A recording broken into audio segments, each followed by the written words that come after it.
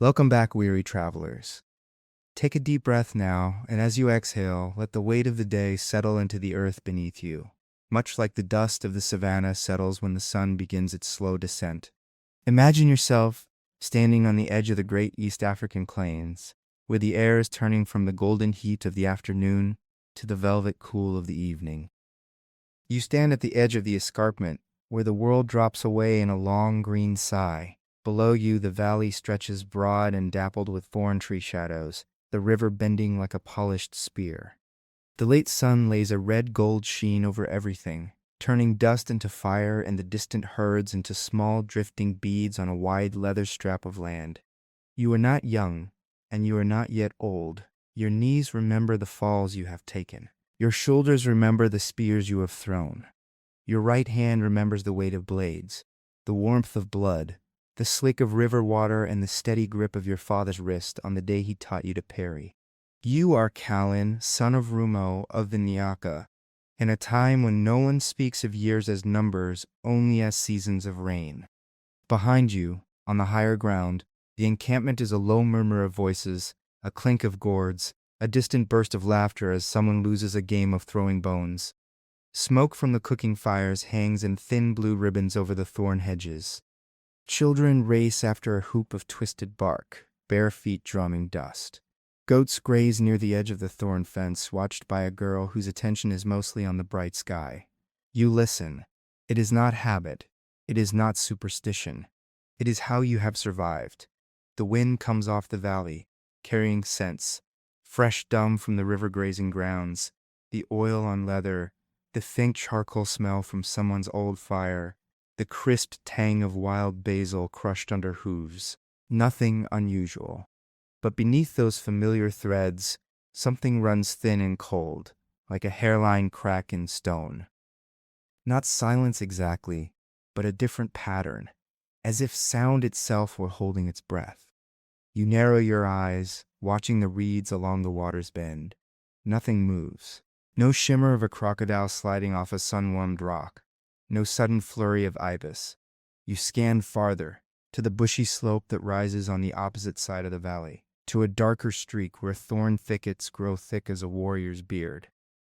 Even from this distance, you see a flutter that is not wind leaves stirred against their natural rhythm. There is something there. You rest your spear within easy reach on the earth beside you. Your other hand goes of its own will to the old scar across your collarbone. It is a pale, twisted crescent, a memory of another day when the land spoke in quiet ways, and you listened just in time. Back then, you were not the seasoned warrior you are now. Back then, you were only the second son of Rumo, eager to prove that you deserved a place among the war spears. Now, when they call a war council, your place is given before younger men even think to question it. You stand, joints creaking softly, and take the path down toward the encampment.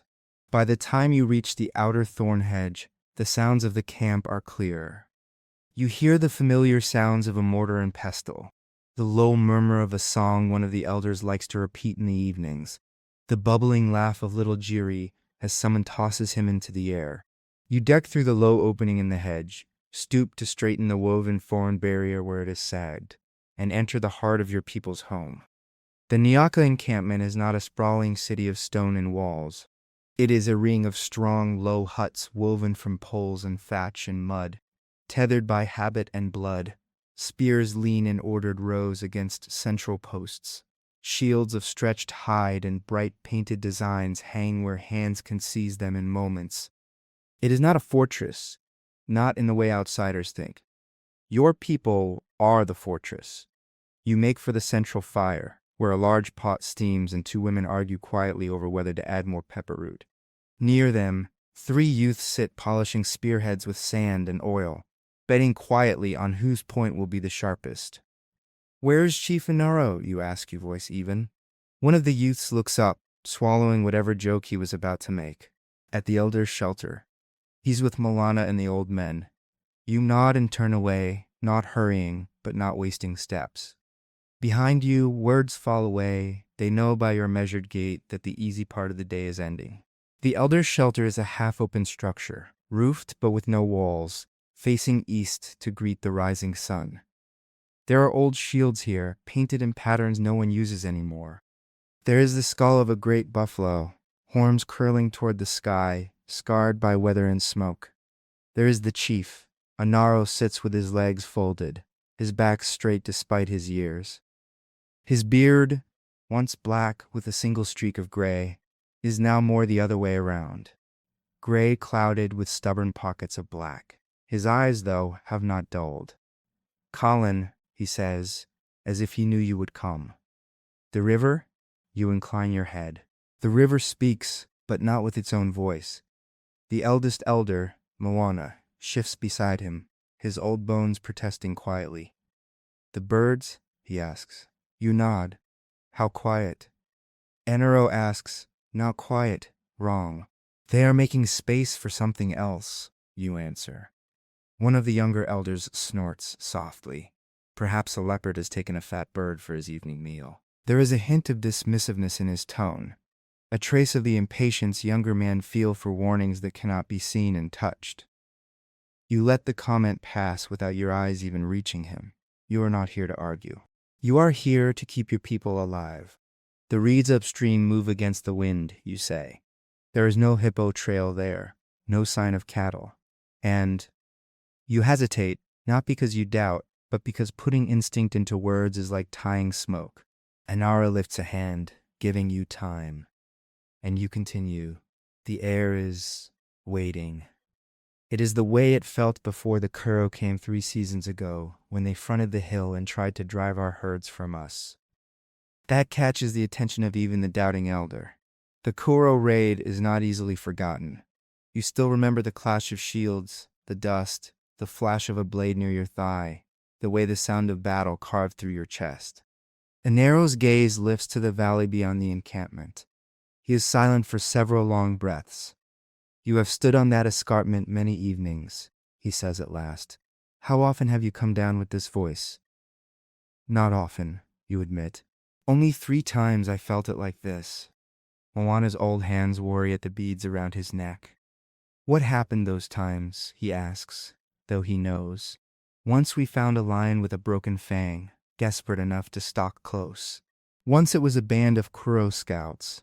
And once you study the dirt near your feet, remembering the heavy prints, the broken thorn.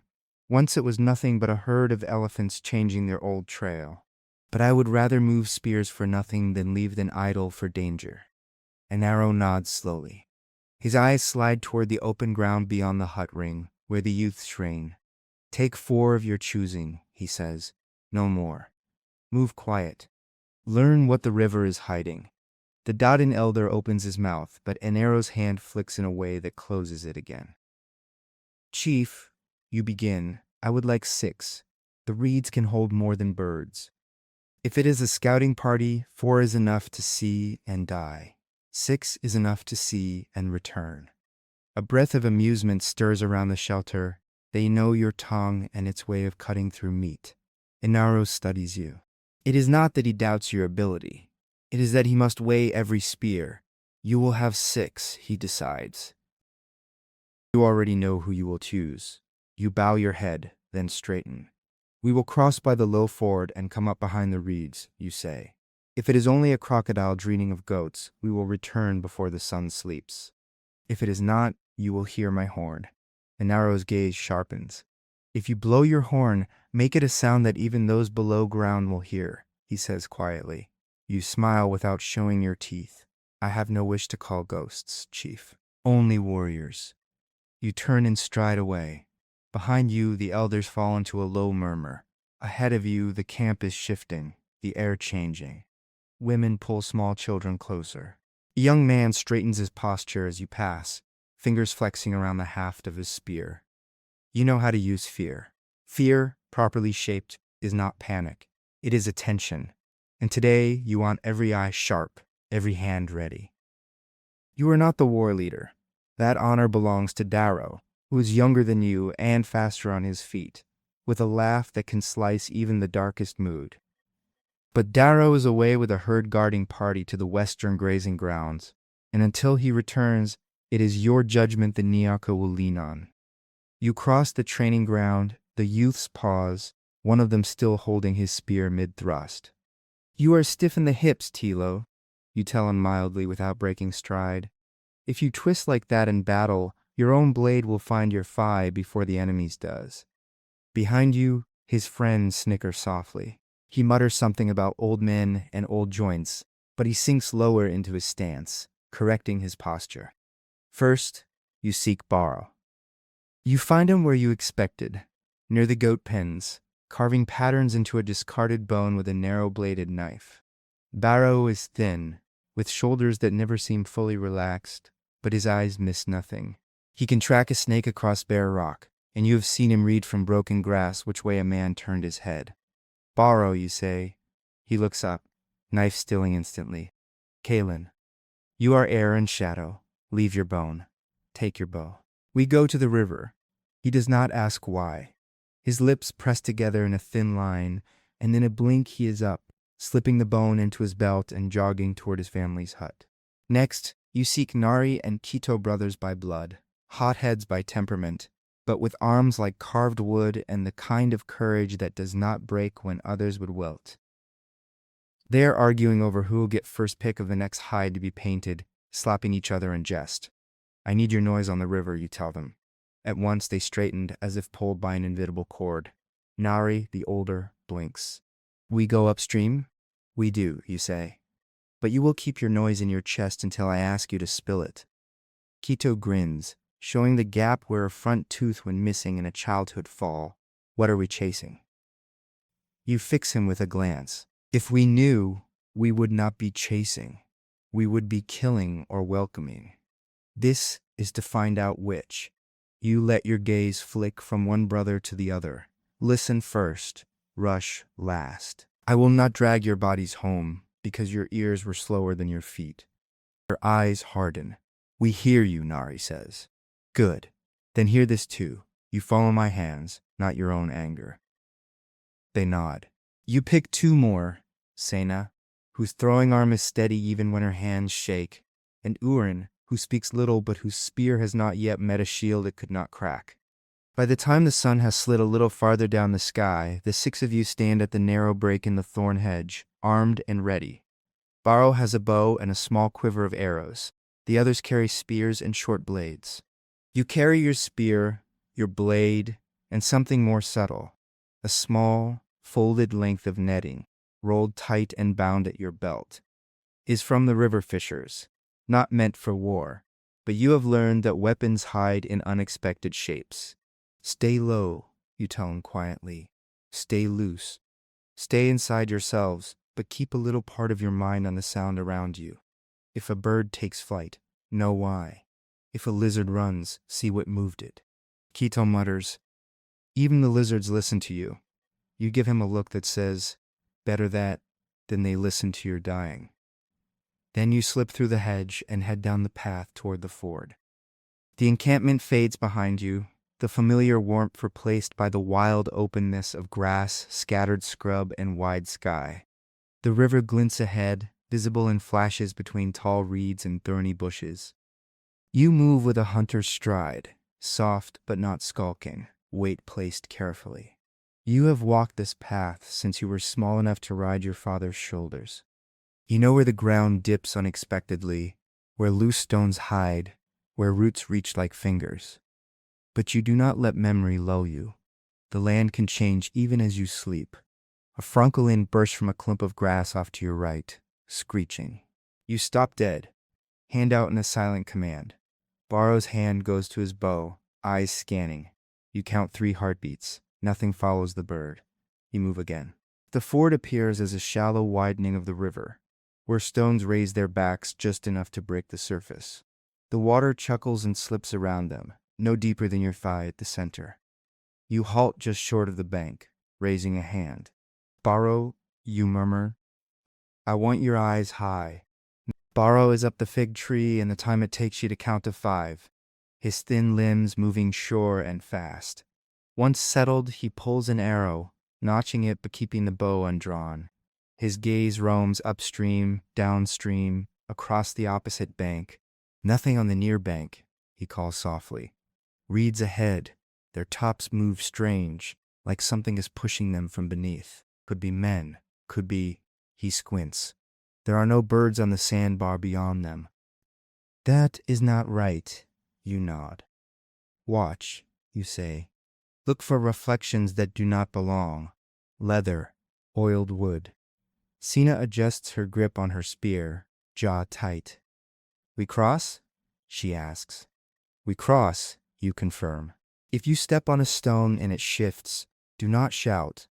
Fall forward, not back. The current is lazy here, but it still has teeth if you give it your feet. You step into the water. The river is cool around your calves, then your knees.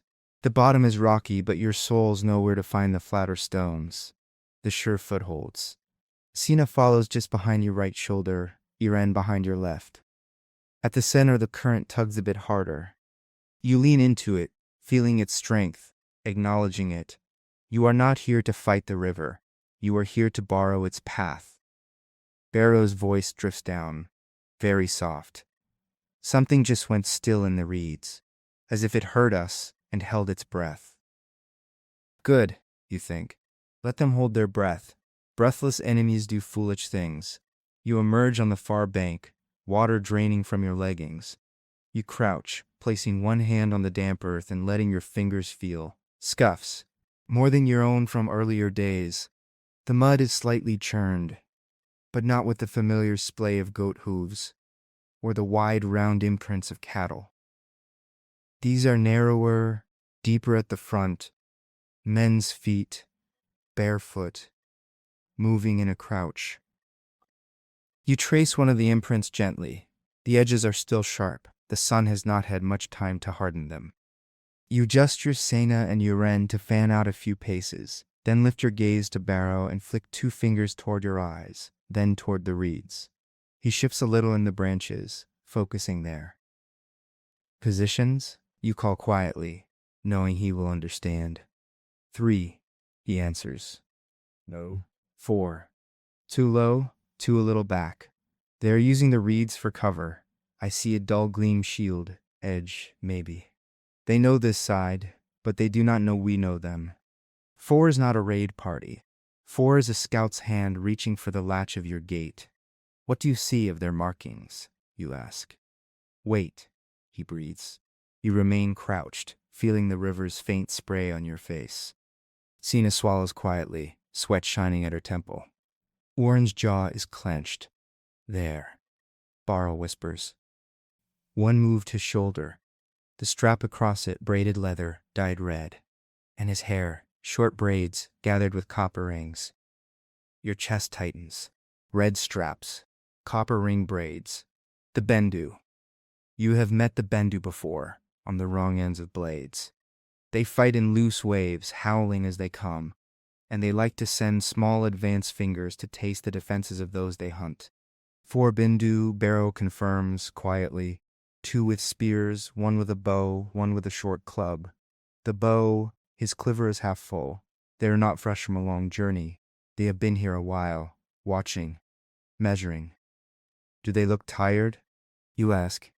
Not tired, interested. You smile, but there is no humor in it.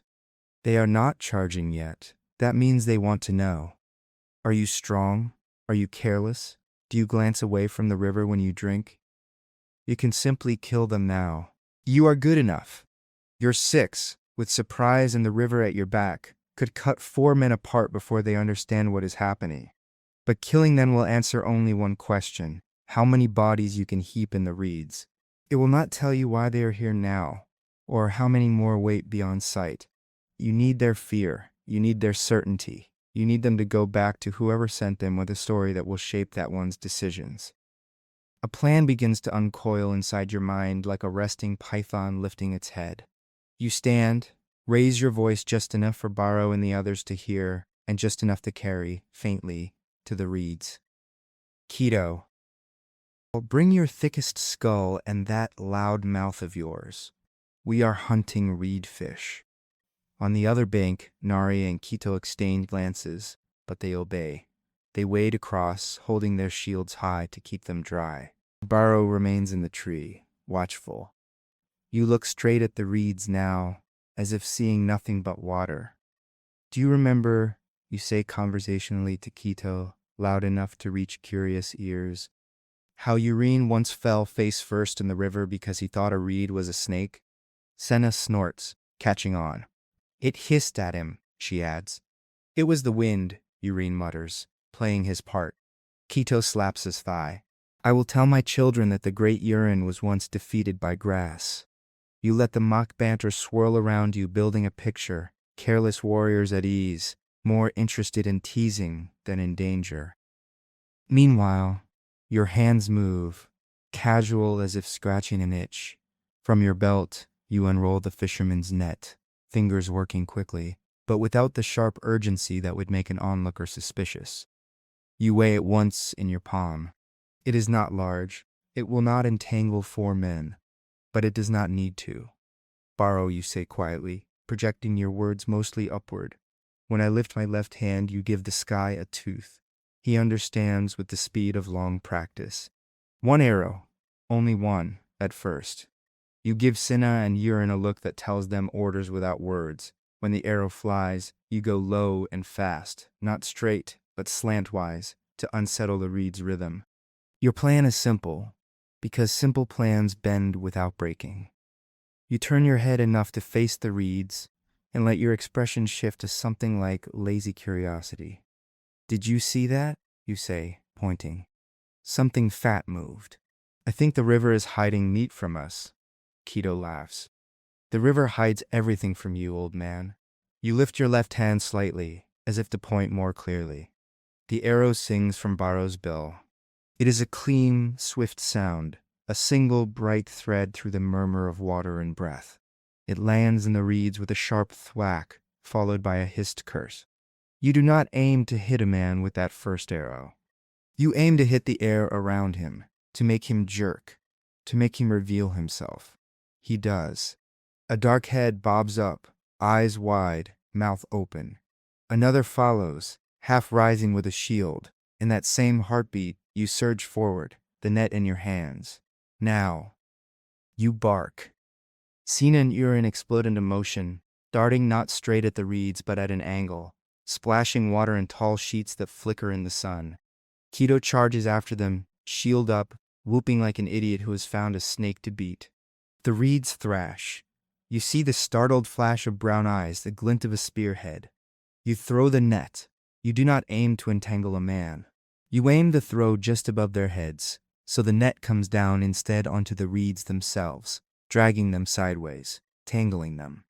It creates instant confusion. Their cover shifts. Their view of you and your warriors blurs. Barrow's second arrow flies, then a third, each one stitching panic into the reeds. One Bendu curses as a shaft bites his shoulder. Another flails as the net pulls reeds across his face. Back, you shout, your voice a whip crack. Cinna and Urine obey without hesitation, leaping backward, drawing the Bendu's eyes and weapons with them. Quito pretends to stumble, then rolls laughing, more to unnerve than because anything is funny. You stand your ground, spear held low. In that moment, the Bendu must make a choice. They can stay entangled, half visible, under fire from an unseen archer in the trees, or they can burst forward into open ground and face you. They burst. 2 of them surge out of the reeds, spears leveled, half panicked. The third follows with his bow, trying to notch an arrow even as his feet slip on wet mud. You see all this in slices of time. You sidestep the first spear thrust, catch the shaft with your free hand, and twist. The man's own momentum carries him past you. You drive your knee into his thigh and he stumbles, his balance broken. You could drive your spear into his back. Instead, you slam the butt of it against his skull. He drops into the shallows, gasping in pain. The second comes at you with more skill, teeth bared.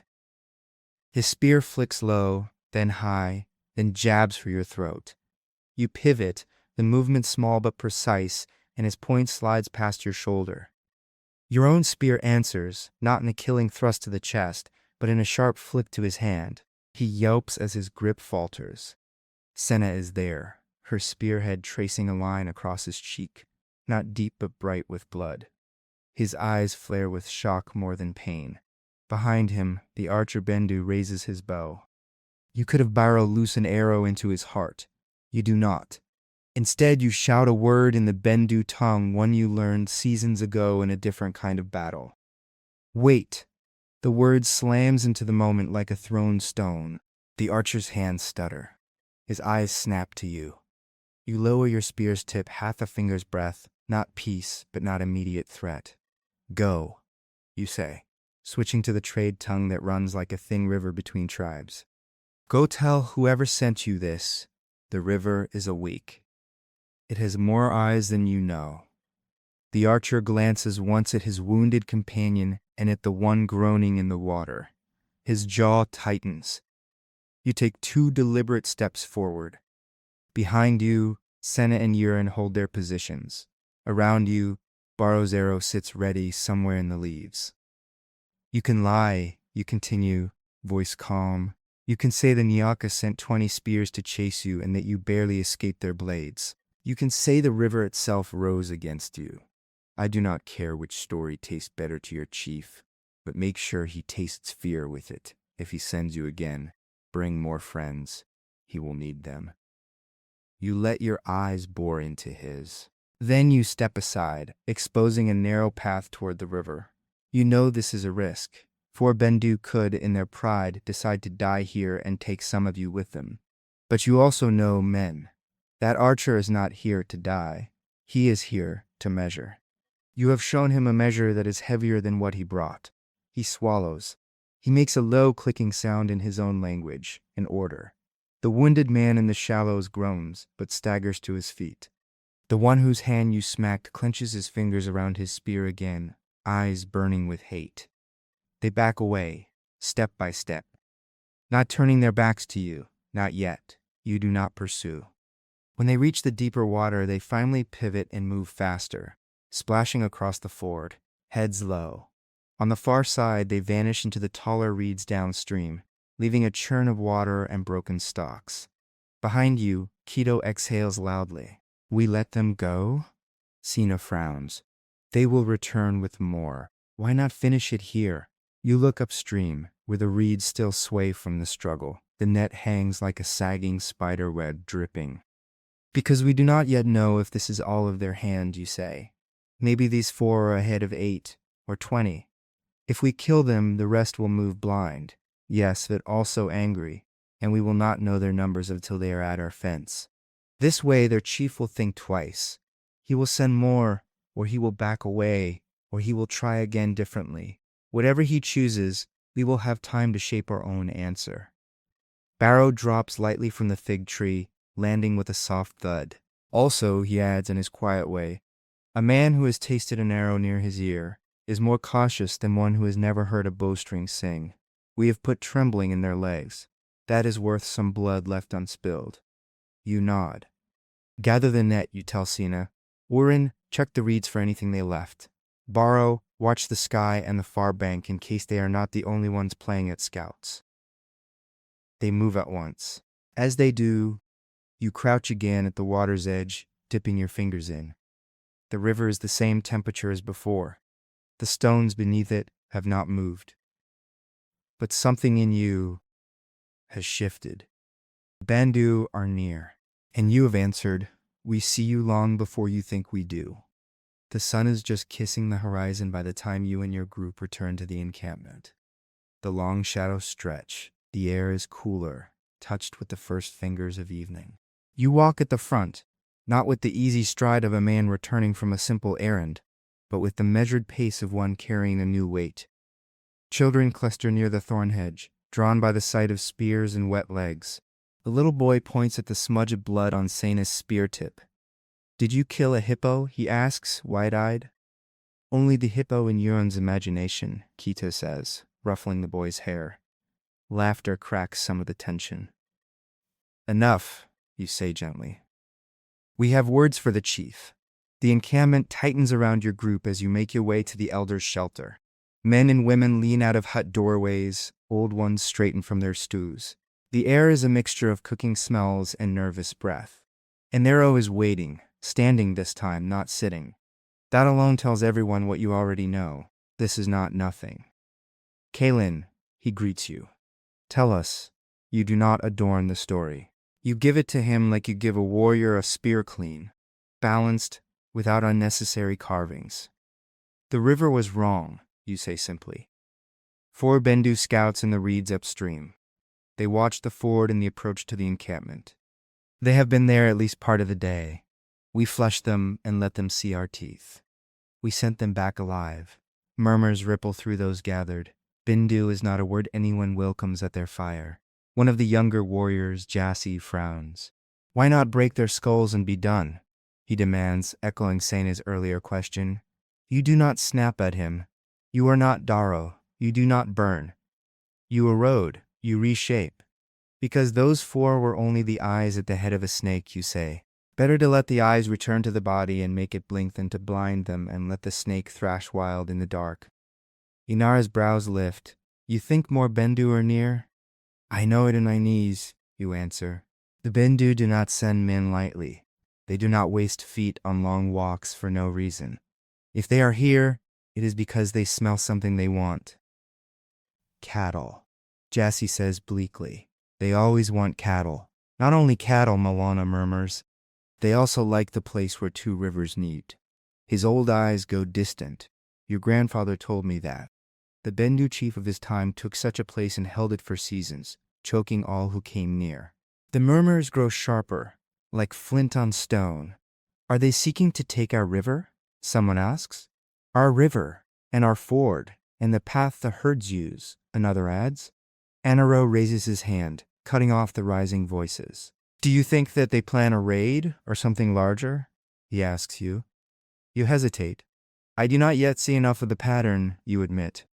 The Bendu are arrogant. They may think to just come and test our thorn hedge, take a few head of cattle, and leave their dead as a message. Or they may be thinking of something slower, more patient, a hand tightening on a throat over many days. Your eyes stray, for a moment, past Inaro's shoulder to the hills beyond the encampment. On one of those ridges, a plume of smoke rises, thin and straight. It is from a hunter's fire, one of your own. You know the placement. But what if, one day soon, another smoke rises just beyond that, in a place your people do not own? Your mind works around that image like fingers around a stone. We must prepare for both, you say, for a sharp bite and for a slow constriction. Enaro studies you for a long moment. His beard stirs in a faint wind. You have seen the Bendu up close, he says. Voice carry across the listening circle. Not just their spears in battle, but their way of moving, their camps. Tell us what you know. You take a breath. It is a mark of your years that you can speak of your enemies without letting anger steer your tongue. Where we ring our encampments with thorn, you begin. They ring theirs with men. They prefer open ground, where they can see a long distance and run in many directions. They are hunters before they are herders. Their families move light. Their huts often taken down and rebuilt. They like to attack before dawn, when eyes are slow. And they like to sing when they come, because fear is easier to plant when it rides on a chorus. Someone spits on the ground. Their weakness? An arrow prompts. You think back to the times you faced them. They are confident in the first charge, you say slowly. Very sure of their rush. They are less sure when you do not meet that rush head on. They do not like to chase ghosts. When they cannot tell where the next spear will come from, they grow angry. Angry men forget to protect their flanks, and they do not think as much of water as we do. They see rivers as paths to cross, not allies to use. Baro nods slightly. He has seen, as you have, Bendu men stumble on slick stones where a Nyaka youth would skip without thought. And their chief? Moana asks. Who leads them now? Raga, you say. Raga of the many spears. He was younger when I first saw him, but already his eyes were like a hawk's, always searching the edges. He likes to make his name in blood. He likes to do things no Bendu chief before him did. Like what? Someone else asks. Bitter. Like flink from both river and hill at once, you answer. Like tie fire to the tails of cattle to scatter them into an enemy camp. Like take sinews from enemy bodies and stretch them into bowstrings as a warning. Gasps. Low curses. You let them roll. This is not a man who will simply send 4 scouts and then forget, you say quietly. If we handle this wrong, he will come with more. And if we handle it right? Inaro asks. You meet his eyes. Then perhaps we can make him decide that the Nyaka Valley is not worth the weight of his dead, he say. We cannot be a rock he breaks himself on, we are not that many, and he can always send more men than we have. We must be the sand that slips under his feet, the thorn that finds his heel when he least expects. Inaro's gaze does not leave yours. What do you propose then, Kalen, son of Rumo? He asks formally, making it clear that this is not idle curiosity. This is invitation. You feel the circle of eyes around you, the weight of their attention. You do not flinch from it. We shape the land and their thinking both, you say. We turn what they think they know into traps. The next days are work, not the glorified work of single combat, of songs and duels in open ground. The quieter work, the wearying work, moving logs, digging, weaving thorns tighter, walking the same path 3, 4, 5 times to understand exactly how a man's foot will fall when he runs without looking. You hate and love this work. You stand with Inaro, Moana, and a handful of elders on the ridge above the encampment, looking down at the lay of the land like a carver examining a piece of wood before the first cut. The Bindu will not attack from the rear, you say, pointing. The rocks there are too jagged, even for them. They will not push through the thickets to the east. They would scratch their precious arms. They will come from one of 2 directions, along the river, fast and loud, or from the west, skirting the low rise and trying to wheel around to hit us where we are weakest. The west, Inaro muses, stroking his beard. The ground is softer there. And the hearts of some of our young men are softer there too, Moana adds dryly. They like to sneak out with the girls to that side. You do not smile, though the corner of your mouth wants to. Then there, especially, we must be sharper. You say, you split your people. Not in the way that breaks unity, but in the way that turns one body into many hands. You set the older women and the children to strengthening thorn hedges, weaving in fresh branches, tightening the gaps. They know how. They have been doing it all their lives, but now they do it with new focus. You take the strong-armed youths to the western approach, where the soft ground slopes gently.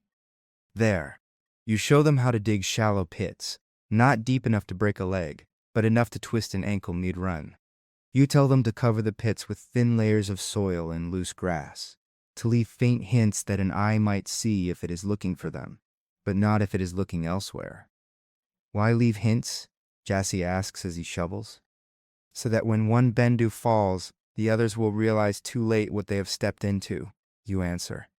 Fear spreads faster when a man thinks he should have seen the danger and did not. If they believe the land itself is mocking them, it will eat at their courage. You show them where to place caltrops made from sharpened thorn tree thorns bound together, a tiny vicious thing that can turn a full sprint into a stumbling crawl. You take Barrow and 3 others to the low ridge above the river, where you mark positions for hidden archers. Here, you say, pointing to a hollow behind a rock. If they come along the river bank, you have clear line to their sides, but they will not easily see you. Do not stand. Kneel. Let your arrows fly from the grass.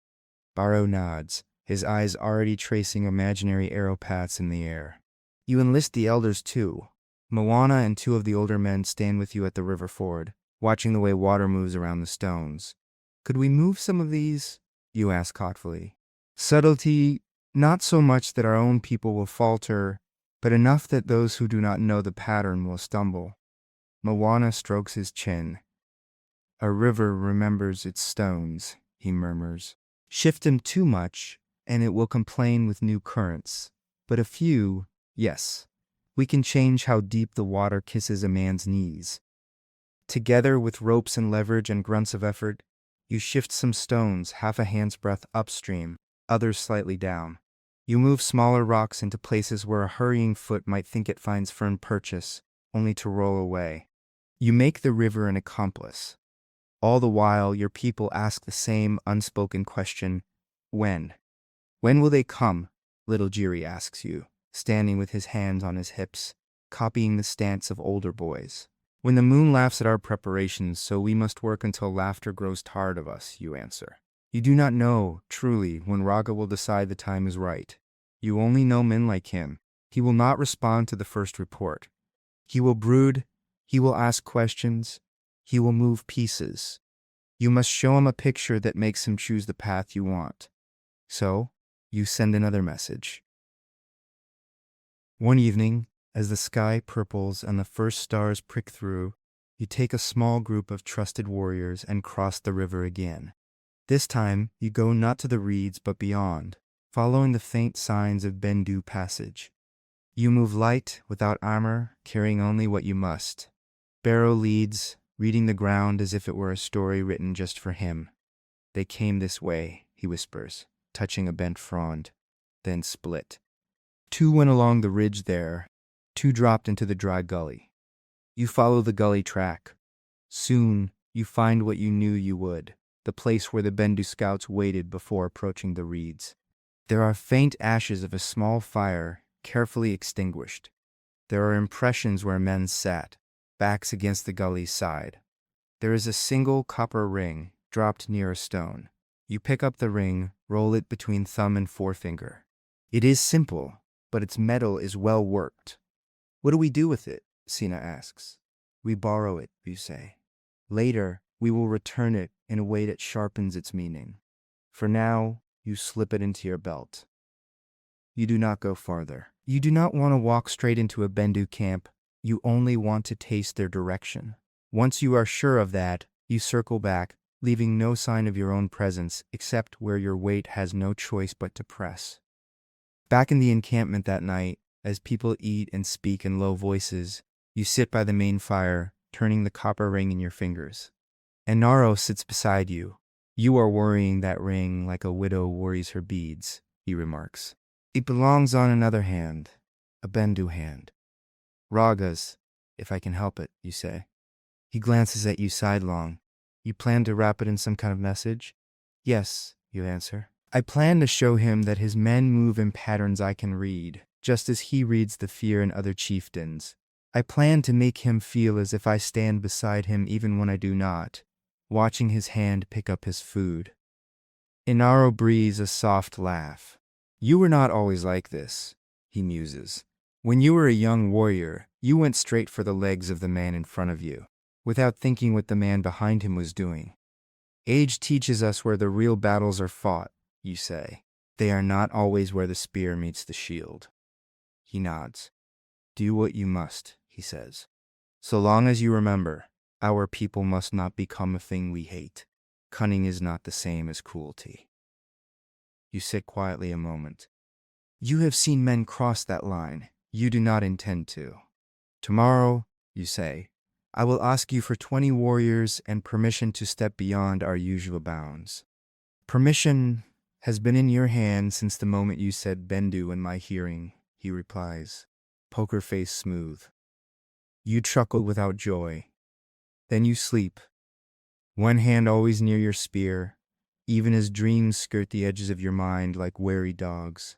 2 mornings later, before the sun has finished wiping dreams from the sky, you lead 20 Nyako warriors into the bush. Word has reached you from a trader's boy who met a Bendu hunting party at a distant waterhole. Raga himself is encamped on the northern side of the long ridge, less than a 2-day walk from your valley. It is not close enough to be an immediate charge. It is close enough to be a coiled threat. He brings families too, the trader's boy told you, eyes wide. Not all, but some, women and children. He thinks to stay a while. This is what you feared. Raga does not intend to hit and run. He intends a season. You move your 20 like a whisper through the scrub. You do not go straight to the Bendu camp. That would be foolish. First, you circle wide, using the ridges and gullies to come at them from a side they will not expect. Bendu scouts range far, but they, like all men, grow lazier in directions they assume no one would dare approach. Baro and another keen-eyed youth, Farah, range ahead as your eyes. When they return to you, their faces are taut. Their camp is in the hollow behind a tall ridge, Baro reports. They have ringed it with spears thrust into the ground, tips upward, as if daring someone to trip. Families in the center, warriors on the outside, more than 40 spears, maybe 50, Hard to count without walking into the middle to ask. That is more than we can fight in open ground, Nari says under his breath. Yes, you agree, which is why we will not. You send half your band around to the left to watch the northern slope. You take the other half with you to the southern side, where the ridge drops in a series of rocky shelves. From there, belly to stone, you peer down into Raga's world. They have chosen their place well. The hollow is broad enough to hold several dozen people, with room for their fires and their tethered goats. Smoke curls up in faint lines. Children play near a stack of shields. Women pound grain. Raga's own shelter is a simple structure of coals and hides at the hollow's eastern edge, where the first light of morning would touch it.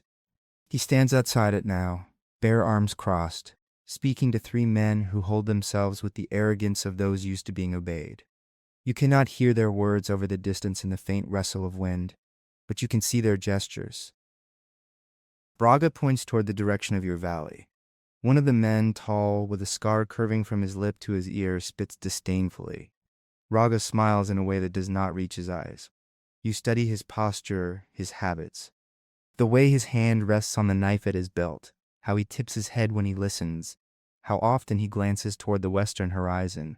He is looking for someone or something, perhaps another party of scouts. You cannot touch in here, not with 20 men, not without losing nearly all of them. And even if you could, killing Raga might only bring forth a worse chaos, a Bindu warband without a head, thrashing in all directions. No, you must touch his certainty, not his neck. You watch long enough to see patterns, where their guard posts are, how often men walk the circle of spears, when women go to relieve themselves at the edge of the hollow, when the children scatter. You memorize the shapes of their movements. Then, slowly, you retreat, belly sliding backward until the ridge hides you once more. Farah, who has been lying beside you, breathes out. They look so ordinary, he whispers, as if he had expected monsters. That is the danger, you answer. A monster would be easier to hate. Men with children and goats are harder to fear properly. But their spears will still drink us if we do not respect them. You gather your half-group and slip away, rejoining the others at a rendezvous marked by a twisted tree you chose hours earlier.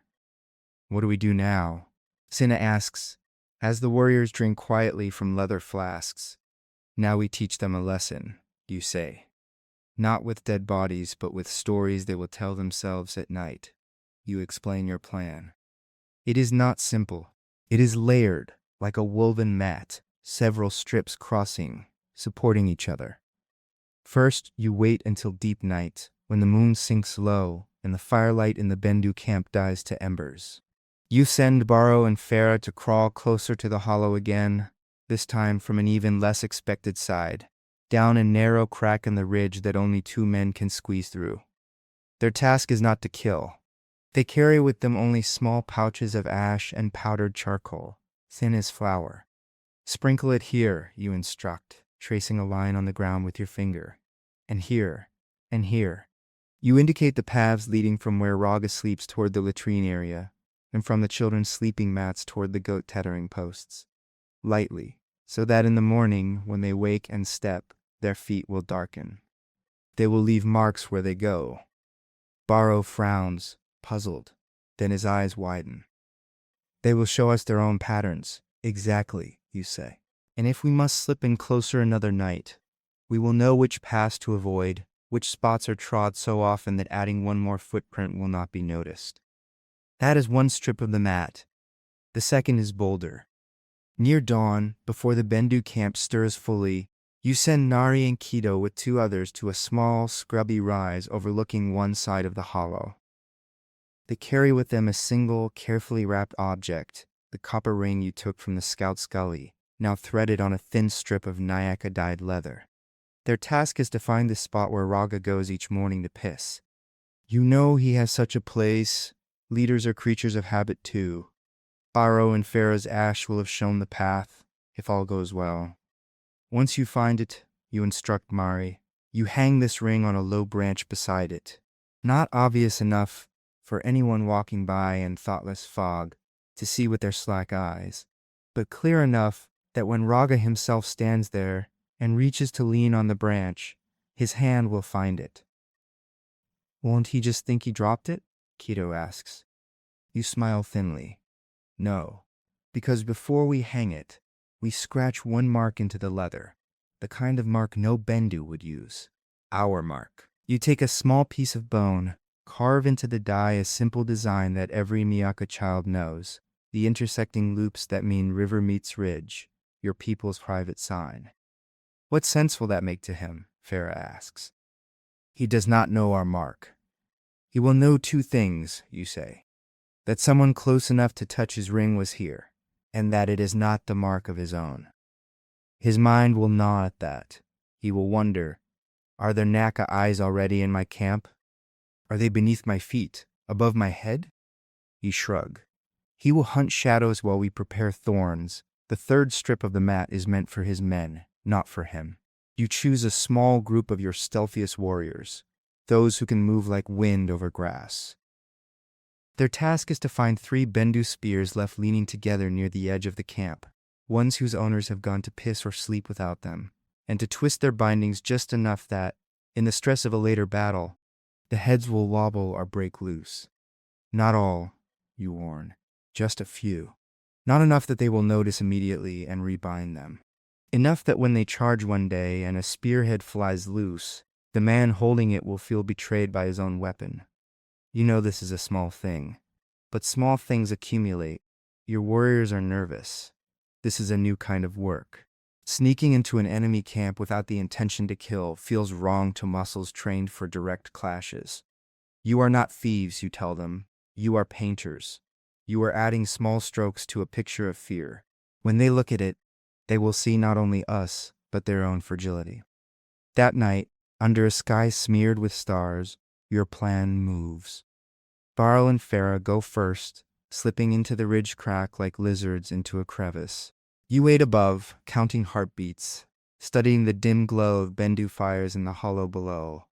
They return with ash-busted hands and quiet grins. Paths marked, Barl whispers. One is very heavy with steps. He must piss often. You snort softly. Closer to dawn as the sky pales, Nari and Kito take the ring and the marked leather and slide down a different slope. They are gone longer. You hold your breath for longer too. When they return, their faces are flushed, but their eyes gleam. We found the place, Nari says, a faint tremor in his voice. Your ash worked. His feet, they stomp the same line every day. He lifts his hand in a tiny arc. We hung it low. If he leans, his fingers will close on it. And the spears, you ask? Sina, who had gone with the spear-twisting group, grins. 3, she says. 2 near the goat pen, 1 by a sleeping mat. Their bindings look strong, but they are not as they were. You let out a slow breath. Good, you say. Now we leave. Quickly, but without panic. We will not linger to see his face when he finds it. Our victory is in his thoughts, not in our eyes. You retreat. Behind you, the ridge holds its secrets. You do not see Raga when he finds the ring.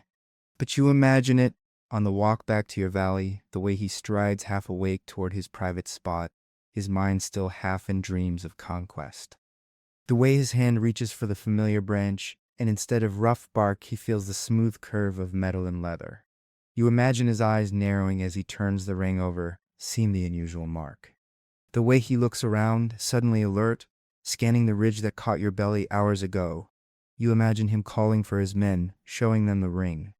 You imagine their theories, their unease, their glances at the ridge, at each other, at the paths they walk each day without thought. You imagine fear, that thin, metallic taste at the back of the tongue. Not terror, not yet, but unease. The sense that the ground is not as firm as it seemed. You do not know exactly how it unfolds. But when, 2 days later, a trader's girl comes to your encampment with wide eyes and wild news, you are not surprised. They are moving, she says, breathless, dust clinging to her legs.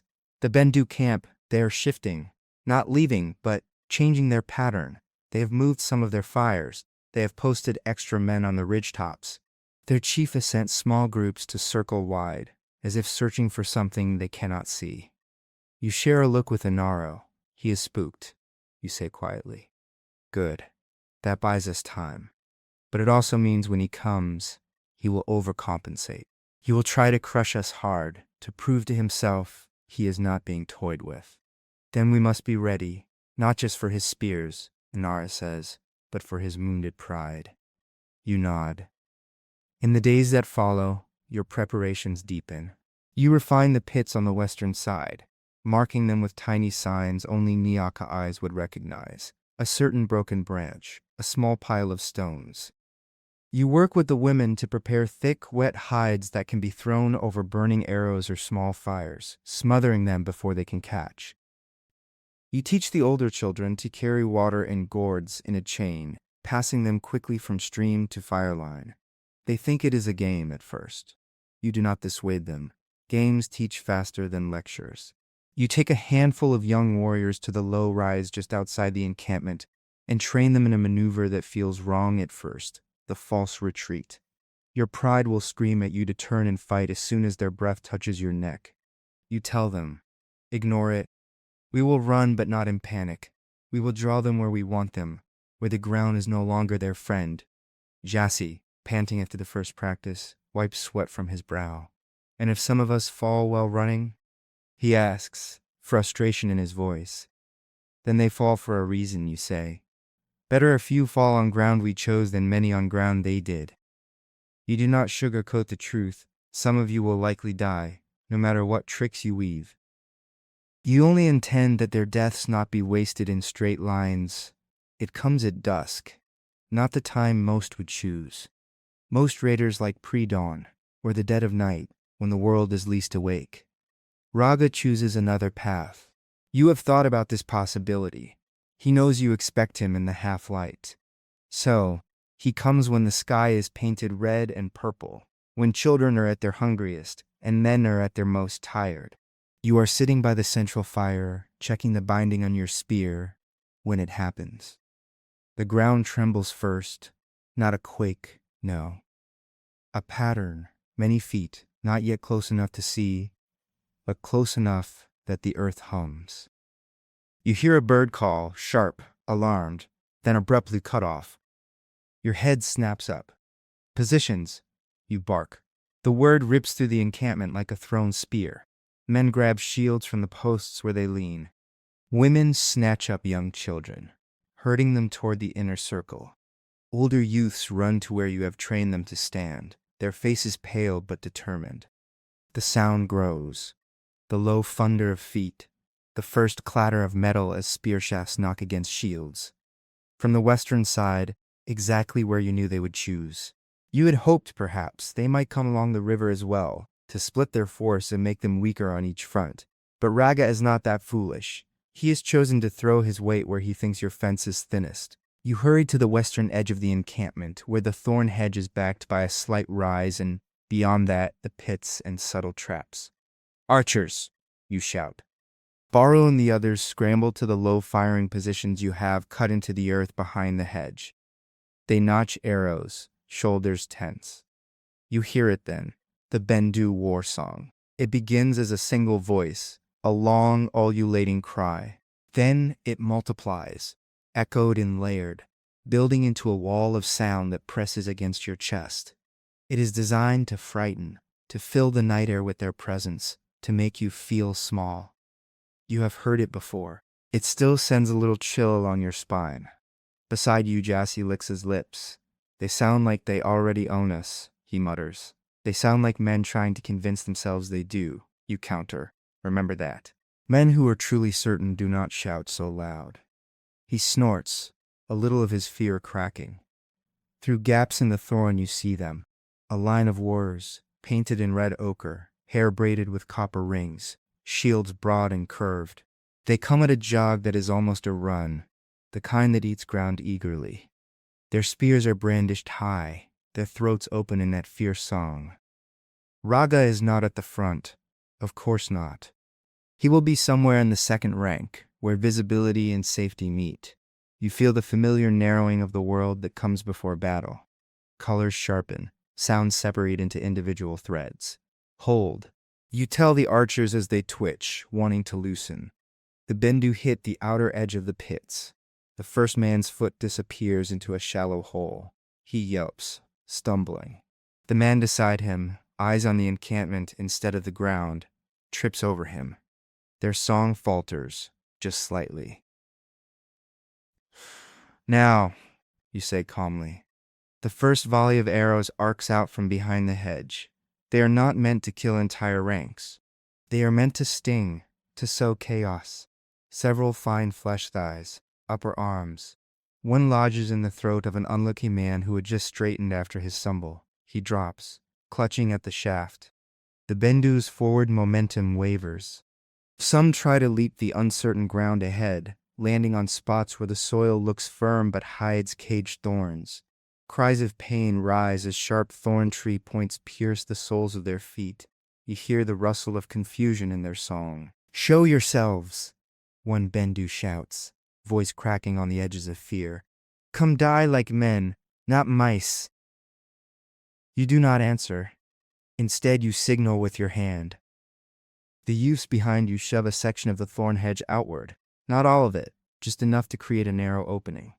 From it, a small group of Nyaka warriors suddenly bursts, charging a short distance toward the stumbling Bendu, shouting insults, brandishing spears. They look like foolish hotheads. They are bait. The Bendu roar and surge toward them, eager for an easy kill. Their blood up, they push harder, forgetting about the pits, the slight hollows. The Nyaka bait group feints 2 quick jabs, then turns and runs, back toward the encampment, as you taught them. This is the hardest moment. Every instinct in their warrior body screams against turning their backs to an enemy at such close range. But they have practiced. Their feet know the path. They bound lightly over the places where pits yawn unseen, over the scattered caltrops they have memorized.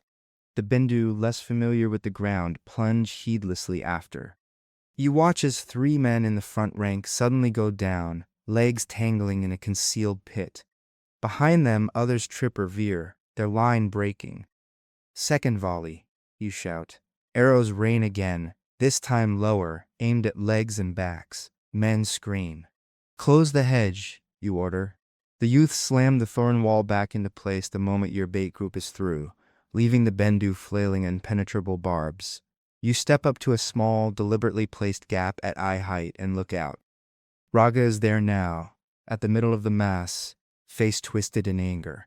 He is shouting orders, trying to reform his men to calm their flustering. Your eyes lock, just for a heartbeat. He cannot see much of you through the narrow slit, only your eyes and a sliver of cheek. But it is enough that you can feel his recognition. This is no panicked shepherd. This is someone who planned. He barks an order. The Bendu stop their direct, stumbling rush and instead spread, fanning out along the hedge, looking for weak points. You had hoped they would. "Ready, stones," you call. Children and older women lift baskets of rounded river stones you gathered days ago. From behind the hedge, at your signal, they begin to hurl them over, aiming for helmets and exposed faces. Stones are not glamorous weapons. They do not have the honor of spears. But a stone to the face will break a nose as well as anything. The Bendu, expecting arrows and spears, are startled by the pelting rain of hard, unyielding rock. Some raise shields, others duck. Some curse and cover their heads with their arms. "Where are their spears? Why do they not stand and fight?" one man snarls to another. You do not give him the answer he wants. You have no intention of meeting them all at the hedge.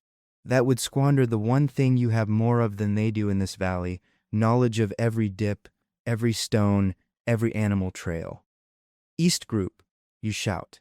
On the far side of the encampment, unseen by the Bendu, a smaller party of Nyaka warriors slips out to a hidden gate and starts to circle wide, using the scrub and low ground to move behind the attackers.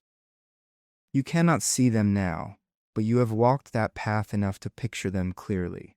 Raga will soon be between 2 small fires, neither of which can burn him alone, but together can smoke him. The Bendu, frustrated, begin to try to tear at the thorns, to cut through with machetes and axes. The wet hides you prepared lie ready. Whenever a burning brand or fire arrow lands on the thorn fence, someone slaps a hide over it, smothering flame before it can eat. Sweat trickles down your spine. Your arm muscles tense and release as you brace the hedge at a particularly hard shoved spot. Hold, you tell your people. Hold. Let them exhaust their first anger. You can tell it is working. The Bendu song has lost some of its swagger. It has become more of a snarling growl, edged with irritation. Raga's voice rises above it now and then, barking orders. You catch fragments. Flank. Fire. There. He is not losing control yet. But hairline cracks are forming. You feel them like a carver feels the first give in stone. The turning point of a battle is verily a thunderclap. It is more often a series of small slips, each one adding to the tilt. For you, it begins with a spearhead, not yours, theirs. On the western side, through a small gap, you glimpse a Bendu warrior raising his spear, teeth bared. As his arm arcs back, the spearhead suddenly wobbles, then flies off the shaft altogether, spinning uselessly through the air. For a heartbeat, the man stands frozen, staring at the naked stick in his hand as if it has betrayed him. You had twisted those bindings days ago. He is only one man, but the warriors near him see it. They see the sudden, inexplicable failure of a trusted weapon.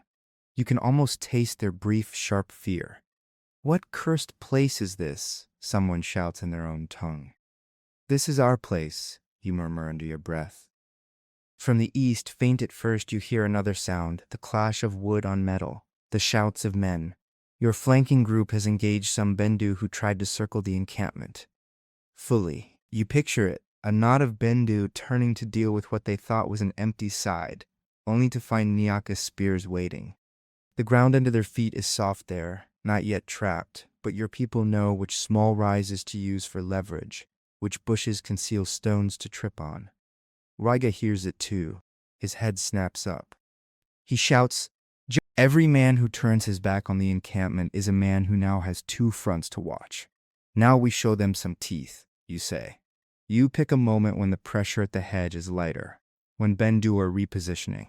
You bark a command, and a section of the thorn wall swings inward again, this time wider. You and a corps of warriors surge out, shields high, spears ready. You do not go far, only a few steps beyond the hedge, enough that your sudden presence startles the nearest Bendu.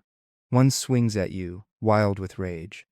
You knock his blade aside with your shield, slam the rim of it into his throat, and jab your spear low, catching his thigh. He howls, falls. To your left, Jassy engages another, their spears clacking. Behind you, Sina hurls a short spear past her shoulder, catching a man who thought himself out of range. You keep your movements controlled. You do not lunge into their mass. The Bindu howl and rush to meet you. Back. You shout after a few breaths. Back inside. Your group retreats, step by step, shields still facing the enemy, not turning fully. You duck through the hedge gap. As soon as the last of your warriors is through, the youth slam the thorn barrier back into place again. The Bendu hurl themselves against it too late, meeting again only barbs and woven branches. You have given them a taste of contact and taken it away. Now their anger burns hotter, mixed with frustration. "Cowards, come out and die," one screams, spittle flying. You do this dance twice more in the next while, always withdrawing before you are fully tangled. Each time, you wind a few, you take some of their energy, you press their nerves. Meanwhile, on the eastern flank, your outer party alternates between baiting and vanishing, never letting the Bendu pin them down. Raga begins to realize that he is not in a straightforward assault. He is waiting in a mind game. He does not like it. From your narrow view gap, you see him for a moment, his face flushed, sweat pouring down his temples despite the cooling air. His jaw is clenched so tight the muscles jump. He snaps at one of his own men, anger lashing sideways. Good, you think. Lose your temper. It will make you stupid. Still, you cannot underestimate him. An angry man can still swing a sharp blade. The sky deepens. Stars begin to prick through the purple. This cannot go on forever. Your people are tiring too. Arms ache, throats are raw from shouting, legs tremble from sprint and brace. You had planned for that. Signal the river, you tell Barrow. He nods, grabs a horn from his belt, and blows 3 short notes, then a long one. It is not a battle charge. It is a call you agreed on days ago with another group. From the direction of the river, low and steady, you hear answering notes. A moment later, another group of Nyaka warriors and some of your fastest youths appear on the western ridge above, behind the main Bendu force. They carry bundles, not of fire, of stones. They begin to roll them down. They do not aim directly at the knotted mass of Bendu that would risk hitting your own outer flanking group if they happen to be near. They aim at the ground just behind and to one side of where the densest Bendu stand. The stones crash and tumble, sending up plumes of dust, knocking men to their knees, forcing them to scatter sideways. Suddenly, the Bendu find danger at their backs as well as their fronts. For a few minutes, the field is chaos. Men slip in your pits, trip over each other, dodge the rolling stones, flinch from the thrown hedge, swipe at the air uselessly. This is your moment. You step to the hedge, raise your spear high, and bellow loud enough for Bendu and Nyaka alike to hear. Now! Their feet are mud. Bite! You throw your weight against the hedge once more. This time, instead of a narrow slit, a wider section of the thorn wall falls forward like a drawbridge, built on levers you and your people fashioned in secret days earlier. It crashes down, flattening a row of smaller shrubs and pinning the legs of 2 unfortunate Bendu who had been pressed against it. Your warriors surge over it, using it as a ramp. For the first time, Nyaka and Bendu clash in a more direct line. But this time the terms are yours. You know where the pits are, they do not. You know which ground is firm, they do not. They are disoriented by the stones from above, the pinning hedge, the flanking bites. The fighting is fierce. You taste blood in your mouth before you realize you bit the inside of your cheek. A Bendu man with a face smeared in red paint comes at you with a club swung in an arc meant to shatter bone. You duck, feel the rush of air above your head, and slam your shoulder into his gut. He wheezes, you bring your blade up in a tight motion and lay his forearm open. His club drops, slick with his blood. To your right, Jasi goes down on one knee, a Bendu spear grazing his ribs. The young warrior snarls, grabs the shaft, and yanks, pulling his attacker off balance. Sina appears like a dart, her short blade flashing once across the enemy's exposed neck. Men fall on both sides. You see Ferris stumble, a cut across his forehead blinding one eye with blood. You grab his shoulder and drag him half a step back, enough that another Nyaka can slide into his place. Blink, boy, you bark. You only need one eye if it is sharp enough. He spits blood, grimaces, and grins crookedly. In the crush, you look for Raga. You spot him not at the very front, but only a few men back, where he can see the flow and shout changes. His gaze is everywhere at once, trying to assess where his line wavers most. You could try to reach him. A young warrior might have. But you are not here to trade chiefs' lives. You are here to break his will. You focus instead on his man. You watch for those who seem to draw others' eyes, natural leaders within the Bendu line. Whenever you spot one, you direct a bite their way, signaling with the tilt of your spear to Jasi, Senna, or another. Take that one's legs, you call. He holds 3 others upright. Bit by bit, you chip at their cohesion. The Bendu fight hard. They are not cowards, but they stumble more often now. They look over their shoulders too frequently, as if expecting more stones to come tumbling, more Nyaka to appear from nowhere. Fear of the unknown is doing as much work as your blades. At some point you realize their push is stalled. They are no longer gaining ground. They are no longer driving you backward. They are simply pressing, grunting, sweating, bleeding, without progress. Men begin to glance toward Raga, waiting for the next command. Many eyes asking a question he does not want them to ask. Is this worth it? You seize on that hesitation. You pivot back toward the encampment, blow your own horn, a long rising note, then a sudden drop. It is not a war cry. It is a call you in the narrow devised, the call for your people inside the encampment to raise their own voices.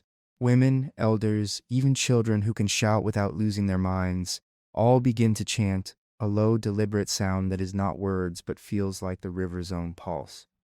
You have never asked them to do this before. The sound wraps the encampment, rising and falling like breath. It reaches the Bendu's ears like a strange, unyielding heartbeat. They realize then, perhaps, that they have not been fighting just a handful of warriors at the edge of an isolated camp. They are pressing against an entire people whose voices do not tremble.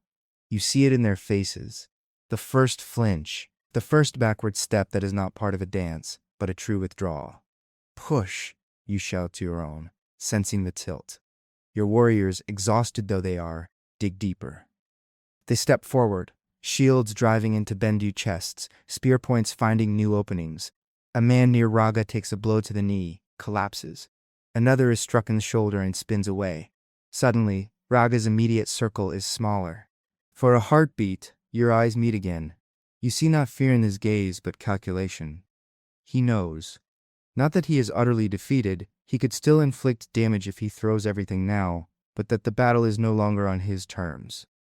That if he stays, he will lose more than he can justify for land that is suddenly not so easily taken. He snarls something, a single word you cannot catch. But its meaning is clear. The Bendu begin to disengage. Not in a full rout, they are too proud for that, but in a falling back, a stepping away, shields raised defensively as they pull wounded comrades with them when they can, leaving others lying where they fell. Your own warriors surge a step, wanting to chase. Hold, you bellow, voice cracking with force. Do not chase them into ground we have not shaped. Reluctantly, they rein themselves in. You watch the Bendu retreat. They move backward through the field of pits and caltrops you laid, more cautiously this time, but still with some stumbles. Arrows from your archers harry them at the edges, not to slaughter, but to remind them whose valley this is. At the far edge of the trapped field, Raga turns one last time. He raises his spear, points it in your direction, then slams its butt into the ground. It is a gesture somewhere between a threat and an acknowledgement. You stand on the fallen hedge bridge, chest heaving, blood drying on your arms. You raise your own spear in return. You do not mimic his gesture. You simply hold it steady, upright, like the trunk of a tree that will not bow. Then you turn your back on him.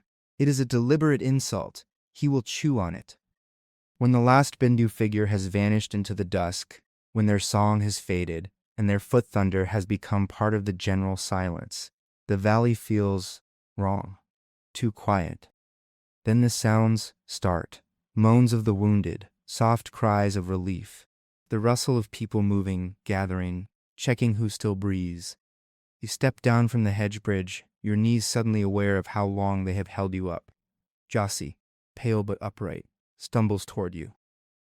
We made them go, he says, almost in disbelief.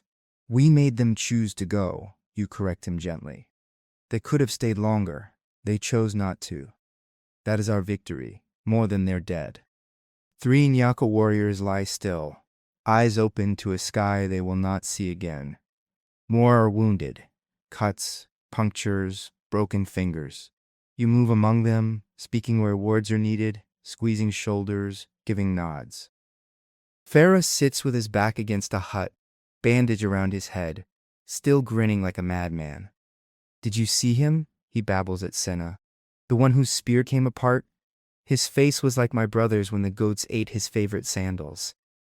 Sina snorts, then winces, hand pressing to a bruised rib. He will curse his spearmaker, she says. Not knowing it was your meddling. Let him curse, you say, as you pass. Curses do not mend bindings. You find Inaro near the center of the encampment, sitting heavily on a low stool. Blood stains his sleeve, but it is not his own. He has been helping hold the bandage against another's wound. He looks up at you. Well, he asks. Well, we live, you answer. They live too. For now. Do you think they will return? He asks. You consider. Yes, you say frankly. But not tomorrow. Not like this. Raga is not a man to throw himself against the same wall twice in the same way. His pride will not allow it. He will need to show his people he has not lost his cunning. That means he will try something different next time. Or he will decide to bleed someone else first. Someone easier. We are not easy then? Moana croaks from his seat by the fire, eyes twinkling despite the pain lines around them. You smile tiredly. No, you say. We are almost more trouble than we are worth. Almost? Chassis mutters. You shrug. He is stubborn. He may still believe that breaking us will send a message worth the cost. Anaro's gaze goes distant. We cannot live every day with our spears in our hands, he says quietly. We have goats to tend, hunts to make, children to raise. We cannot spend all our breath on a single enemy's pride. You nod slowly.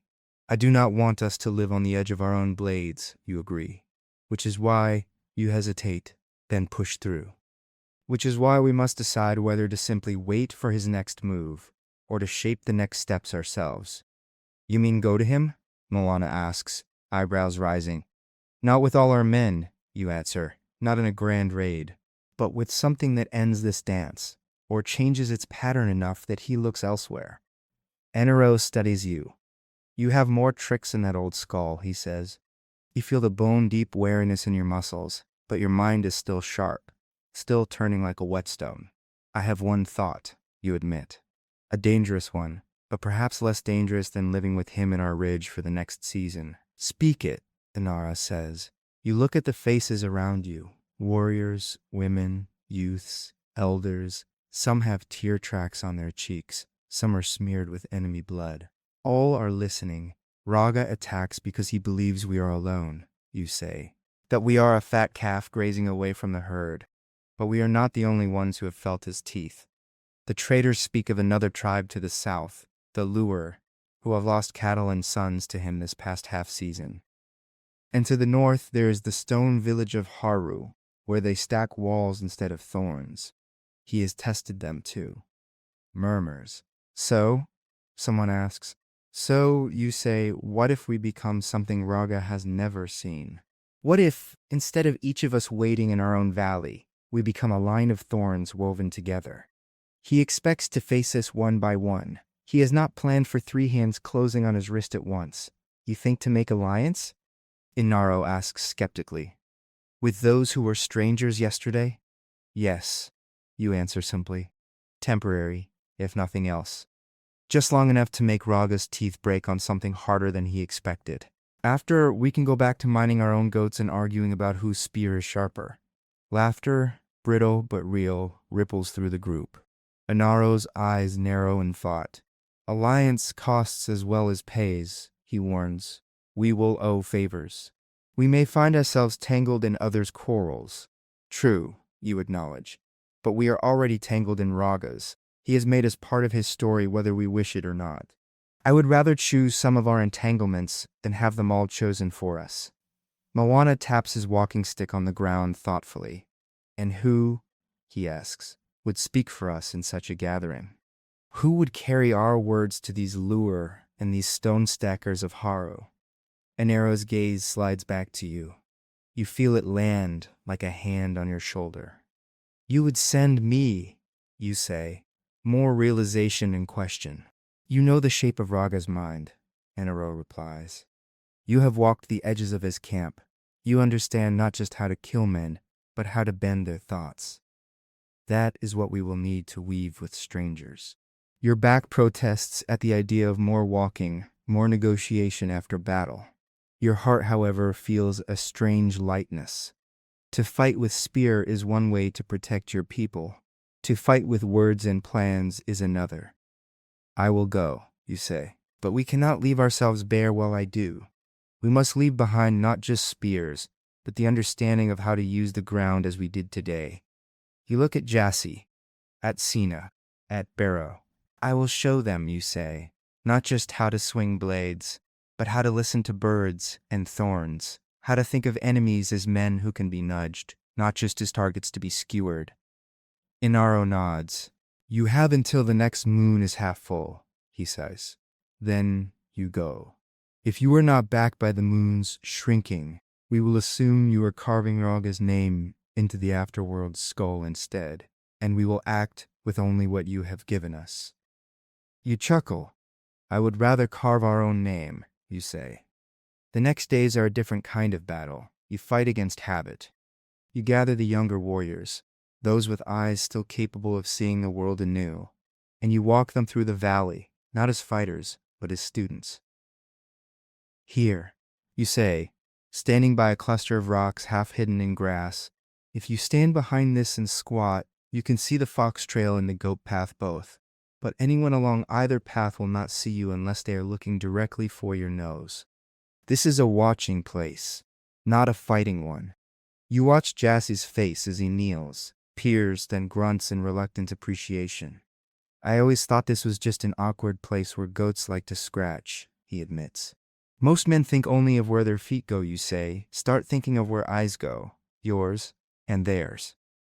You lead Barrow and Farah to the fig tree above the river again. You will be our high eyes while I am gone, you tell them. Do not just look for men, look for changes. If birds nest in a place they did not before, ask why. If elephants stop coming to a certain bend, ask why. The land tells you stories long before men add blood to them. Barrow nods solemnly.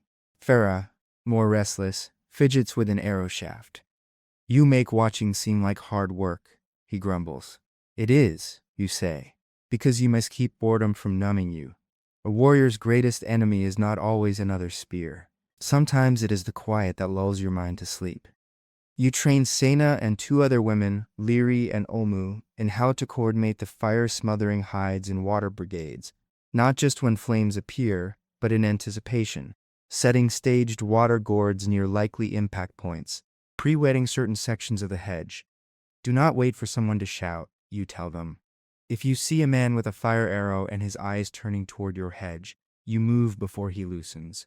You do not need permission to be wise. They share a look of pride tinged with worry. And if a man tells us to stay back, Leary asks, challenging, tell him I said he is a fool, you answer blandly, and that if he wishes to argue, he can do so with me when I return. If I return. You show some of the older children how to listen to the ground by placing their cheeks on it, feeling the thrum of distant feet. This is how your great-grandfather knew when the buffalo would come, you tell them. Not by magic, but by paying attention. You carve more of your knowledge into minds than into wood.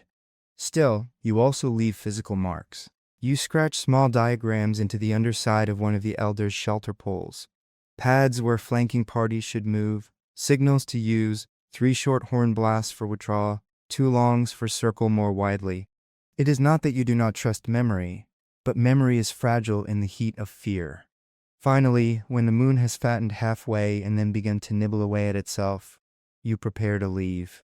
Your pack is light, some dried meat, a gourd of water, flint, a small cloth bag of salt. You carry your spear and your blade, but also a staff, a traveler's symbol. At the encampment edge, Anaro stands with Milana and some others. You go as a warrior or as a messenger? Anaro asks, eyes crinkling. Both, you say, but I will show my spear last, not first.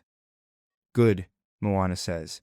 Men who lead with spears often end with them in their guts. You bow your head, then straighten. Barrow comes to you, shoves a small bundle into your hand. You unfold it to find dried strips of river fish and a small, carved charm shaped like a bird. For luck, he mumbles, embarrassed. You tie the charm to your belt. Jassy steps up, his expression unusually earnest. You be clever with your tongue, he says gruffly. I will be clever with my spear while you are gone. I expect nothing less, you reply. You take one last look at the encampment, at the thorn hedges, the huts, the people moving about their lives with a new edge in their step. Then you turn toward the south, toward where you have been told the Luar keep their herds. The path ahead is uncertain. You feel no glory tug in your chest, no romantic thrill, only a steady resolve. You walk south alone, spear balanced across your palms, carrying a decision heavier than your pack. You have chosen to risk your tribe's fragile peace on an idea that 3 wary peoples can think together long enough to make a man like Raga hesitate. The land changes as you leave the broken tooth ridge of your people behind. The soil deepens from pale grit to darker loam. Thin scrub gives way to scattered trees. The air smells of cattle and smoke, not just thorn and dust. After half a day you see them, broad-backed, red-brown cattle grazing along a low rise. Bells carved with spirals hang from their necks. Luar cattle. Above them, a lone warrior stands on the ridge, spear planted upright, watching. He spots you as you slow and lower your spear point to the dust. "Stranger," he calls, "do you come with your stomach or your spear?" "With my tongue first," you answer, making your voice level.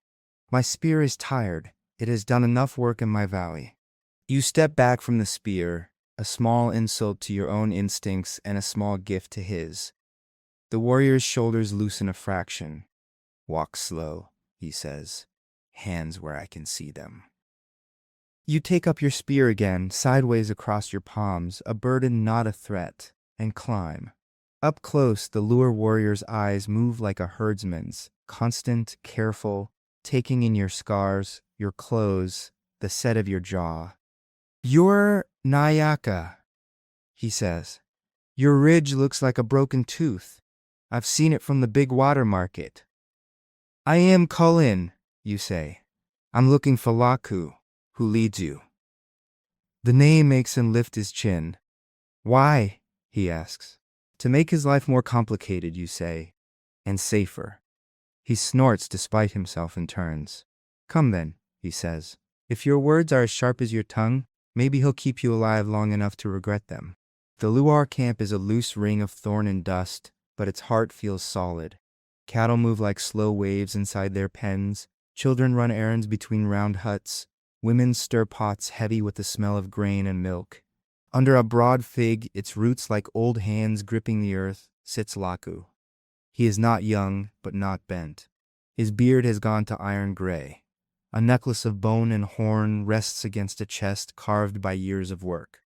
His eyes are those of a man who has seen both flood and famine and trusts neither. The warrior gestures. "Nyaka," he says. "Kalen." Laku nods once. "I know your people," he says. "You quarrel loud over salt and marry quiet. What brings you here without traders or herd? You don't waste the breath on politeness. Raga's scouts have tested my ridge, you say. He will come again. I know he has already taken your cattle." Laku's jaw tightens. "He took 30 last wet season," he says. "Left us 2 boys so cut they walk like old men. You come to tell me old news?" "I come to ask that we decide something before he decides for us," you answer. He bites a little from everyone. Your herds, our riverbanks, the small clans near the market. He thinks, if I don't take too much from one place, none of them will risk breaking their own bones to stop me. Alone, each of our valleys can bloody him once or twice.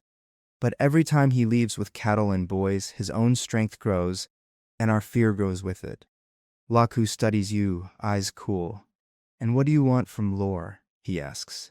"Our spears in front of your hedge?" "No," you say simply. "I don't want you in front of me. I want you beside me. And I want rules." You squat and scratch a simple map in the dust, the jagged line of your broken-tooth ridge, the curve of the river, the softer waves of Luar grazing land. When he comes again, you say, "I will make my valley the bait. I will choose the ground and meet him on it. My hedges and pits will do their work."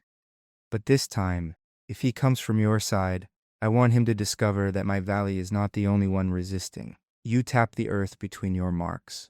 If he pushes into Miyaka from this direction, and you have men within 2 days' walk, you send a small band, your fastest spears, not your whole strength.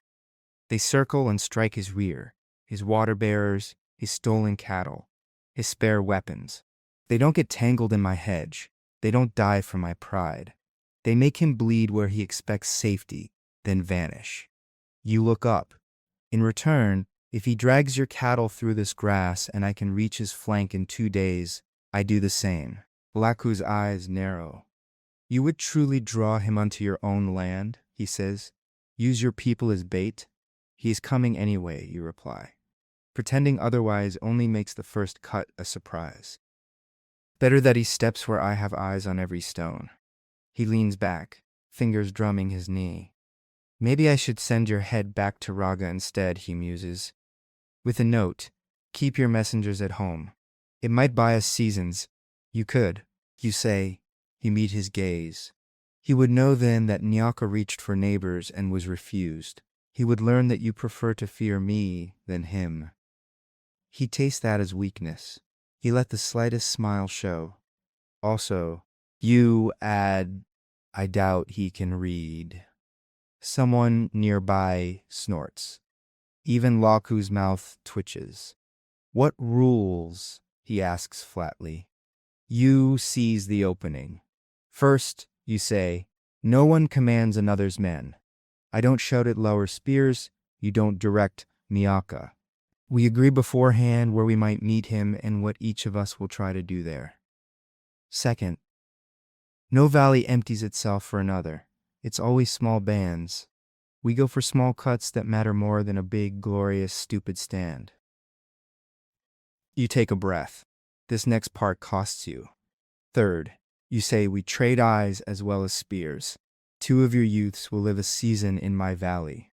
They learn our ridge, our hedges, our horn calls. 2 of ours live here, learning your grazing paths, your hills, your night signs. If your men come to nip Raga near my river, they won't stumble in the dark. If my men strike near your herds, they won't mistake your tracks for his. Laku's gaze sharpens. You'd give me your boys? He says quietly. I'd entrust them, you answer, which binds me to you as well. If you let them die from foolishness, this knot we tie becomes a noose on both our necks when the story spreads. Silence stretches under the fig. Around you the camp breathes. A child cries, a cow lows, a pot lid rattles. The ordinariness of it makes the choice in front of Laku even more immense. At last, he exhales. 1 season, he says, not more. We send 2 eyes, you send 2. If Raga pushes into your valley from our side, and we have men who can reach him in 2 days, we send them to bite his heel. We choose which men. When he drags stolen cattle through our grass and you can cut his stride, you do it, if we have spoken of that path first. He leans forward. If you twist this to make us your shield, he says, I will send your name to every traitor as a curse. You open your hands. If I twist it, you say, I will have deserved it. His hand comes down over yours, hard and warm, a grip, not a ceremony. The first knot of your idea holds. You turn north with 2 Luar youths at your heels. They walk stiff at first, eyes wide at every new rock, then loosening as the hills grow steeper and your stride sets the pace. After 2 days, stone begins to shoulder out of the earth in layers. Paths twist higher. On the 3rd, you see horror. Their wall rides a ridge like a second spine, blocks fitted so neatly that from afar it looks like the hill decided to stand straighter. Small figures move along its top. A horn blast cuts across the valley as you step into view. You stop before you're within bowshot, setting your staff, spear across your palms. The Luar boys copy you, visibly swallowing their urge to look everywhere at once. A section of the wooden gate shield creaks aside. 3 figures descend. Sorrow, a lean man with a lined forehead, another older man, and a woman with copper rings braided into her hair. I am Sorrow, of the Haro Council, he says. You bring Luar to our gate. Why? I am Kalen of the Nyaka, you say. These are Luar learners. We come to speak of Raga and of choosing ground before he does. Sorrow eyes your small party, then the hills. Our walls have stood a long time, the older man mutters. Raga's like any other raider. Believes teeth on our stone. Stone cracks too if enough weight falls in the same place, you say. Your walls are strong. But Raga doesn't only lean on you. He leans on Luar and on us. Each time he feeds elsewhere, he adds to the weight he may one day bring here. Something in Sorrow's gaze softens. He is not deaf to that logic. Haru doesn't open for every anxious valley, he says. But you stand with Luar at your back. That is new. Come. The council will decide whether to laugh you back down the hill or listen. Inside, Haru feels dense. Houses stand close along straight paths. Water runs in a stone-cut channel. The smells are familiar: smoke, stew, sweat. but the sound is quieter, more contained by stone. In a low ring of benches around a worn stone floor, the council sits. I am Miri, says the woman. Traders bring us Raga's name often enough. What can your tongue add that their dust has not? You don't answer with drama. Stone respects patience. Raga is changing, you say. He tested my valley once. He learned from it. His scouts now move differently. He has taken Luar cattle. He has targeted small clans near the big water. He does not see your walls, our hedges, or Luar grass as separate. To him, it is one long table he wants to eat from without fear.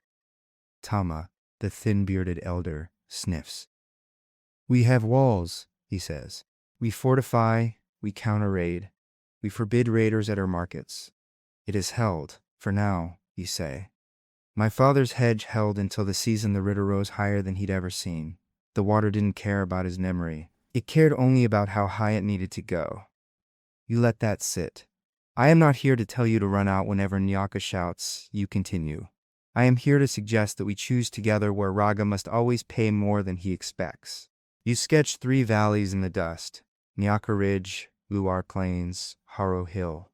I have tied a small knot with Laku, who say, if Raga moves into my valley from their side, Luar will hit his rear with a small, fast band. If he moves on them where I can reach, we answer. Now I want a 3rd stone. Miri watches your hand. We want a web, not a chain, you say. Our youths, Naka, Luar, Haru, will learn the paths between us. They will choose certain rocks and trees as meeting and signal places. When someone sees Raga's dust, the others will know sooner. No one is bound to march at every alarm, but we will stop being surprised alone. And when we do move, Tama asks, do you expect Haro to obey Miyaka plans? No, you reply at once. Each valley keeps its own command. If you send stonebreakers to a ridge, you decide what they throw and when. If you see from your walls that a single hail of rock on Raga's flank will send him stumbling, you can choose to send it. If not, you keep them on the wall. The only thing that changes is this. We'll know each other's likely positions ahead of time. Miri's fingers tap the bench. You'd still use your valley as bait, she says. You bring him onto your own soil. He will come regardless, you say. I can either meet him scrambling or on ground I've shaped. If he meets only Nyaka, he walks away thinking, I can adjust and try again. If he meets Nyaka and feels Luar at his rear and sees Haro on the ridge, he begins to think, if I press anywhere here, I may get bitten from 3 sides. I want that thought in his head. The council murmurs. Fear, pride, habit, they all tug in different directions. At last, Miri raises her hand. Har will not swear some eternal oath, she says. But we will test this watching web. 2 of ours will join your watchers. We will listen when Nyaka and Luar horns speak. When we see a moment to bruise Raga from our walls without cracking our foundations, and we will choose to act, or not. But we will not pretend your fires are only distant glow. Soro adds, if you turn this into a leash, we will remember your name carved in stone, Kalen. You nod. Then I have every reason to be cautious with your strength, you say. You leave Haru with 2 more threads. Now Nyaka, Luar, and Haru walk the same dust, all looking outward. The test arrives fast. You are halfway home when Baro finds you, sweat white on his brow. Raga moves. He gasps. He hit traders near the big water market. Scouts track him 2 days from our ridge. Inaro says we can fight. He doesn't know about your knots. You make 3 quick decisions at once. Baro, you say, take the Luar and Haro youths to our valley. Show them the hedge, the pits, the ridges. Start teaching them our horn calls before the sun sets twice. He blinks, startled to be given such authority, then nods sharply and runs, the youths pounding behind him. I'll go to Laku, you had. Raga will come from somewhere. If he steps between us, Luar spears must already be thinking from his back, not their own. At the Luar camp, Laku is already tense from traders' tales. So, he says, the Bendu are chewing again. What news from Nyaka? His scouts are on our side of the dust, you answer. He may come straight, or he may slide. Either way, this is the season we spoke of. Will you make good on it? Laku stares at you a long moment. You really mean to bring that storm to your own house? He says. Yes, you answer, because there, the earth speaks my language, and because I want him to feel Luar breath at his neck when he thinks only of Nyaka blood. You redraw the land. Here, you say, tapping the low hill north of your valley. A small, fast band hides. When I give the double horn, you hit his rear. If you see the cost turning sour, if he wheels more men on you than you can safely bite, you fall back. Your task is to make retreat look like loss to him, not to become his new meal. Laku grunts. You ask much, he says. You always ask much. And I offer much, you answer. If we pull this tight and he turns away once, he'll think twice everywhere he sees our shapes together. That is worth more than a single clean victory or loss. It is another compromise. You don't promise him Raga's head. You promise something subtler, a shared future with fewer panicked seasons. He finally nods. A band, he says. Not my whole strength. They will move on your horn, not your shout.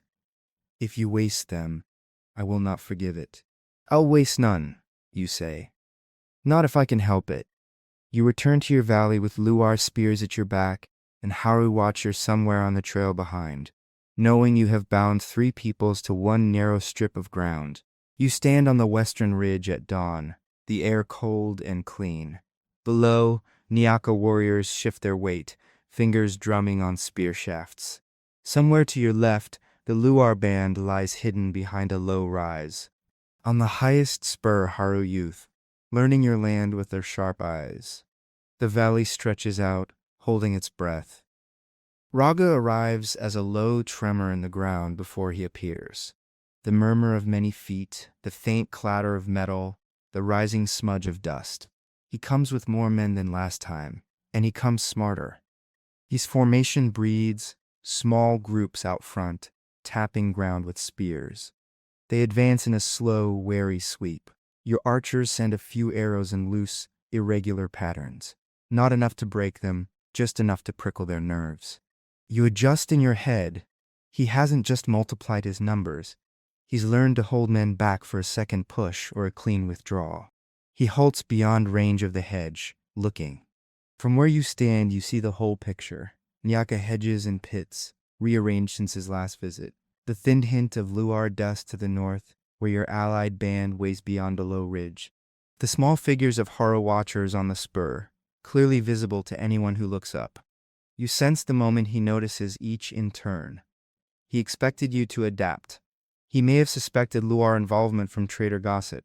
But seeing Haru, stone people who rarely leave their walls, already watching the valley before his men set foot in it, that is new. You step forward, up onto a slight rise where he cannot miss you. He is not close enough for you to see the whites of his eyes, but you feel his attention like heat. You raise your spear, not in a threat, but as a sign. Here I am. I knew you were coming. Then you use the gesture you decided on while walking. You tap your temple with 2 fingers and sweep your hand once, slowly, toward the Luar ridge and then the Haru spur. This is what you show him without words.